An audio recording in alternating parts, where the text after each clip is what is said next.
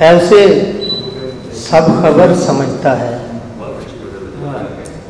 उसे सब खबर समझता है, वो मुझे कब मगर समझता है।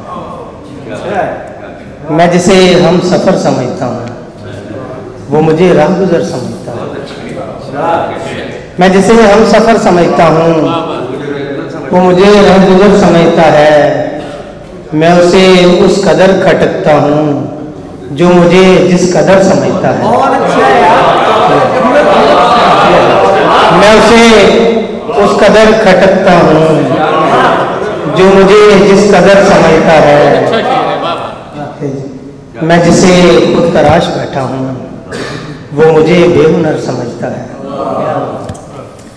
एक नज़्म है पंजाबी की, लास्ट जी के मुख्तसर काया बावजन के।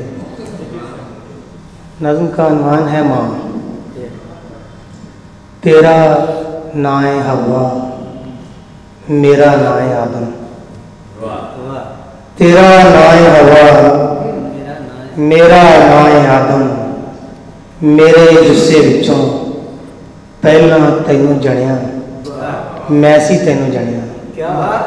मैं पहली माँ आदम मेरा। शुक्रिया, बहुत शुक्रिया सर, थैंक यू।